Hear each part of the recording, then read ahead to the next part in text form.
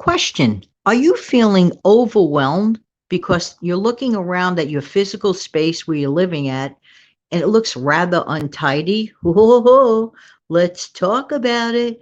And back in a minute.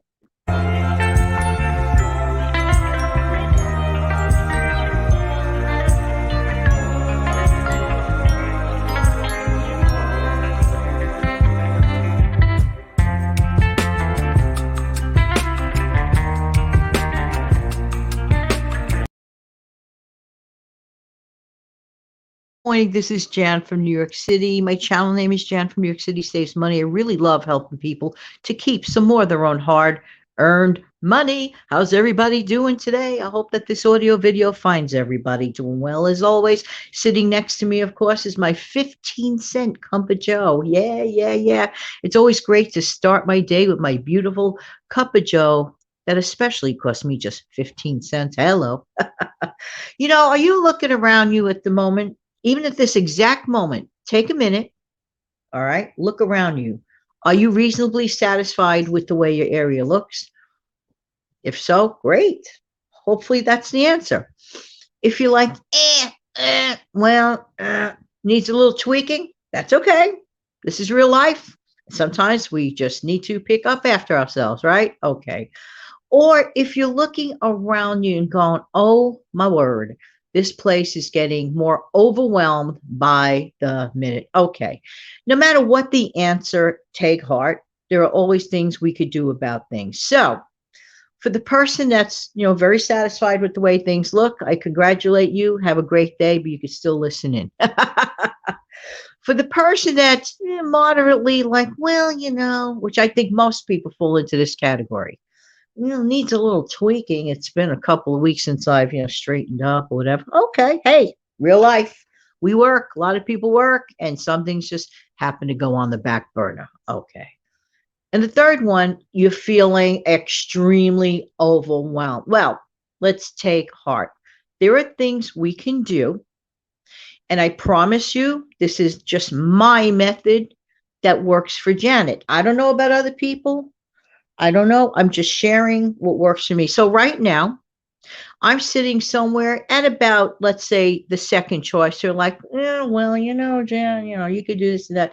Like I focus a lot on my projects for, business or whatever. And then certain things go on the back burner. Oh, okay. I'll do that tomorrow. This could happen to anyone, including me. Just saying. So what I'm going to do, I'm going to use a tried and true trick. Now, this involves a laundry basket. What? Back to the laundry again? No, not in the washing machine sense. I know I spent a lot of time on that, but it was to demonstrate the use of those portable washer. Okay, now, by the way, as an aside, which has nothing to do with what I'm talking about today, this machine is already paying for itself. Okay. So already I saved about $30 to $40 on laundry. So this choice I made is going to pay for itself. Just saying. Here are some other choices that are going to pay for themselves. When we declutter, when we get tidier, we feel as if I mean, I'm speaking, let me just speak for myself, but I would imagine that when most people are in an area that looks neat, clean, tidy, you just feel better. You feel just more peaceful. Am I right or am I right? All right. Now, some folks are scratching their head going, okay, Janet, so let's get right to the point, and I will. There's an article of a thing, and it has to do with laundry, but not the laundry. It's a laundry basket.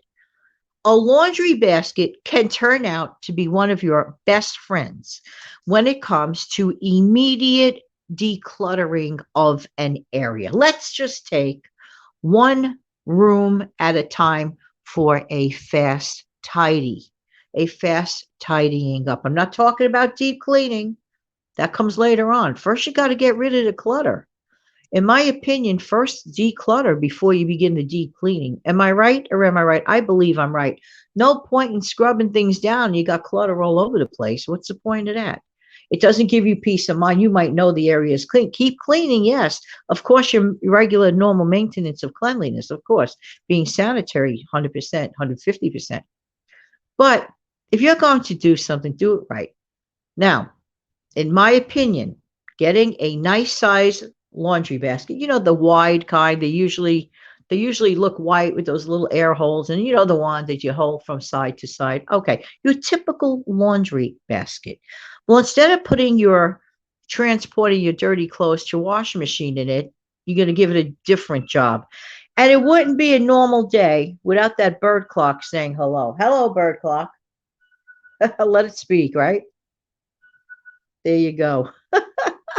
Well, it's sort of a city version of a clock anyway, of a bird, I should say. All right, so we start off with a typical laundry basket and look around your room, the area that you like. I don't want this. I don't want that. I don't want this. I don't want that. Put anything that does not belong in that room until that laundry basket is full. And for that particular day, and for that particular session of the day, that is all you need to concern yourself with. Just the amount of stuff that fills that laundry basket. Now, you're not going to be able to put a 5-pound bologna in a 1-pound bag. It is physically and mathematically impossible to do that. So, too, with the laundry basket idea. Well, what's the point of this basket? Two things. Number one, you are quickly getting out of your sight anything that does not belong in that room, right? And you easily could transport it to where it belongs. But my suggestion, once you clear off that those areas of things that you don't like, go to a place with, let's say you have a nice bed, whether no matter what size your bed, nice clear bed. Take that laundry basket and you begin to sort out. Keep, not keep. Keep, not keep. And when it comes to the donation pile, it doesn't make sense if you're really not planning on donating. I'm sorry. I'm sorry. Because a lot of people say, just to make it sound great, oh, this is going into my donation pile. And it does go into a pile. Yeah, okay, that happens. And it does land in a box. Okay. And the person might even write donation on it. All right. I can't tell you how many times people have piles of donation boxes that never go anywhere. So, like, really mean what you say and say what you mean. Because there are a lot of people out there who are in need and need to be blessed. So I wouldn't like just wait on it all the time about donating, okay? And be honest with yourself. If you really deep down in your heart of hearts do not plan to actually donate it, then be honest with yourself and say a farewell to it and thank the item and bless the item for helping you as long as it did. I believe I'm correct on this. And if you are donating it and putting it in the donation box, don't just let it sit there. What good is that? What good is that? It's no good. You really need to, hightail it and donate it. There are a lot of people in need. What you might consider garbage, somebody considers a luxury item. Just saying, just saying. Never forget that. Always repurpose if you possibly could. All right. So back to the laundry basket. Then you might feel like, hey, this place is starting to look better already. And you might get tempted to do another round of the laundry basket. How many of us out there listening can handle at least the idea of the amount of clutter that you will enter or place into your laundry basket? By the way, if you don't have a laundry basket, you may decide to purchase one at the dollar type store. Okay, a basket of some sort that you could transport. Or if you have a cardboard box, that suffices just as well. It's the idea of putting something in a limited amount of space that you can honestly work with for a short period of time. And guess what? You get the job done. I think it's great. Here's another idea. You know those grocery shopping carts that you have on your own at home? Those little push wagon type things? Okay. Those roll around carts are perfect for this as well. So if you want to like work with that and put items in there and roll it to your designated, let's say, bed area, wide open space. If you don't want to use a bed area to sit on and divide up your stuff, just go to a nice, clean kitchen table or dining table, whatever area that's of an area where you can divide your stuff and be honest with. If you want that thing in the garbage, throw it out. Throw it out. I know we might say, oh, let's cut it up into rags or whatever. Realistically, is that what you normally do? If that's what you normally do, then you do it. But if it's someone who really like doesn't really do that, be honest with yourself.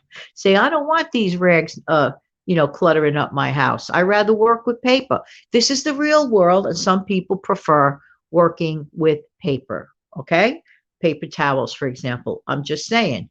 Some people use the rag, great. Some people use the paper, great. But when it comes to a quick, fast tidy up, this idea is so easy to handle. It puts things in baby bites, not in big chunks. So why don't you consider giving that a whirl? And since it's, close to the weekend, you might have that opportunity to do so. All right, everybody. Thank you so much for your time. I hope you found a little bit of information on here, if not a little bit of edutainment. Thank you so much. And I really would appreciate if you do the following.